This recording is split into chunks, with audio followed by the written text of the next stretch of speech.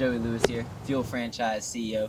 I want to bring out this quick video because a girl on my team earlier today in the group chat was asking, how do you make sure that after they watch your video presentation, they're available for the follow-up? And this all goes back to setting appointments, okay? So she was like, I sent them the video presentation and then poof, I don't hear from them again. So how do you fix that? Well, the follow-up starts with your invite. So if you're not getting to the follow-up, then the problem isn't the follow-up, the problem is actually the invite itself. So there's an invite process I wanted to go over with you guys that I actually learned from Eric Worre. He's one of the best network marketers that I've ever seen. And he's actually going to be at the Wake Up Now convention in September for those of you that are going. For those of you that aren't, I recommend you change that fast. It's going to be great. Anyways, he goes through this thing. It's just a couple step process, but it starts off with being in a rush. Whenever you get them on the phone, you want to be in a rush with them. It sounds like you got things going on. They're going to be more interested. It's going to make your business opportunity seem more attractive to them. It's going to be more appealing, okay? So you're going to call them up, say it's your friend John. You're going to say, hey, John, I'm in a rush right now, or hey, John, I'm actually headed out the door right now, or hey, John, I don't have a lot of time, but you say something like this, and it lets them know that you've got other things going on. Then you follow it up with a compliment. They want to know why you're talking to them. So say it's someone in your warm market, someone that you've went to high school with.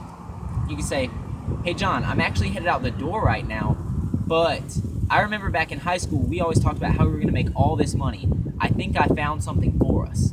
And that's going to lead into your invite, whether it's direct, indirect, or super indirect. And what's going to happen here is they're going to feel important because you're in a rush and you still took the time to reach out to them because whatever your compliment was, okay? So then you're going to go, if you go to the direct route, it's like, I found something for us, okay? That's going to be like, this is for them. They know it. You're being direct about it. Indirect is more like someone that you have respect for. Like, suppose it was my dad. I'd be like, hey, Dad, I'm actually headed out the door right now.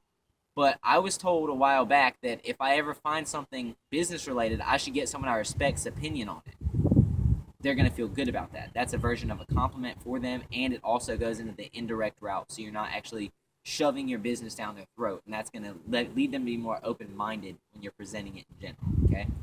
The super indirect way to do it would be, hey, Mom, I'm actually headed out the door right now, but I wanted your opinion on something. I know you wouldn't do it, but I want you to share this with others if you know anybody that's interested in earning some extra income on top of what they're already making, if it wouldn't interfere with what they're already doing. You get this invite situation down pat. And then after you go from this direct, indirect, or super indirect, you're going to go into your presentation with your video. So this will help you because you're in a rush. You're not going to have to break it down over the phone with them. A lot of people don't want to get on the phone because they feel like if they do, they'll be stuck on the phone. And they'll have to go through the whole presentation right there. They can't just send the video link like we like to do or hand them a DVD or anything like that. So they like to go through the texting route, which is great. Texting can work, but you can't, if it's more expensive business especially, you're not going to get someone to just drop $500 with someone who they've only texted a couple times. You're not going to have the same kind of rapport with that person. So I like to get them on the phone. So again, it would be like, hey, John, I'm actually headed out the door right now. But I remember back in high school, we were talking about all this money that we were going to make. I think I found something for us, man. They're going to be like, well, what is it? So then you go straight into this. If I, would you? If I, would you? The most important statement you could ever say, okay? If I were to send you a video, would you watch it? They're going to watch the video if you send it. You send it for a reason. They're your friend, right? Even if they're not your friend, if it's someone in your cold market, suppose they reach out to you on Instagram or Facebook, if they already reached out to you, that builds a ladder of compliance. If they reach out to you and then they say, nah, I'm not going to watch a video, first of all, that's not the kind of person you want in the business. And second of all, that's probably not going to happen, okay? So if I were to send you a video, would you watch it? They're going to say yes. Then this is when you get into the setting of the appointment. So it's going to be like, okay, when do you think you could watch it for sure? Now you're digging into their time. They might be busy right then. Truth of the matter is, you think you send them a video, they're going to watch it right then, but life gets in the way sometimes. These are regular people just like you. Treat them like regular people. So they could be just getting back from work. They could be dropping their kids off at daycare. They could have class. You don't know.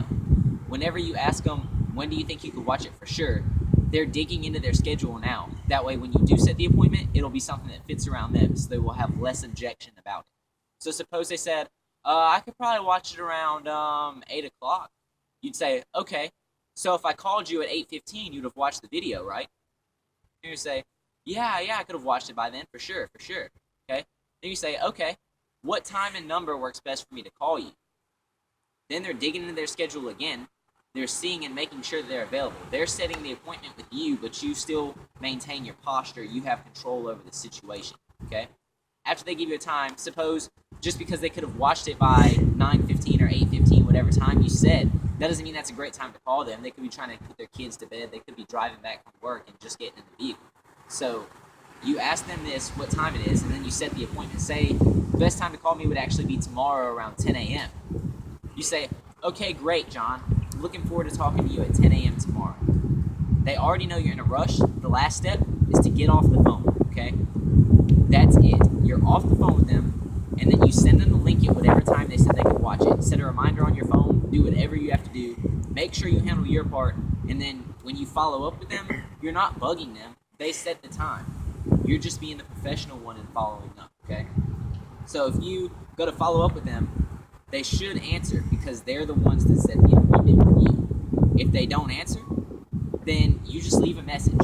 You don't want to bug these people because if they're not going to get back to you, they may have not had time to see the video, and if so, they're not going to have time to do the business. If they set their own schedule on when they watch it and couldn't, they might not be able to do this business well anyways.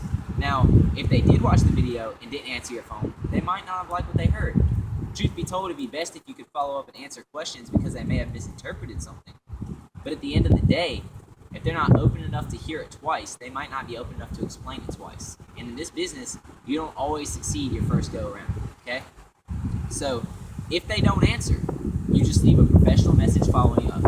Say, hey John, this is Joey. I was just calling you back at 10 a.m. as you instructed. Call me back whenever it's convenient for you. We'll figure out a time that works for both of us to get together again.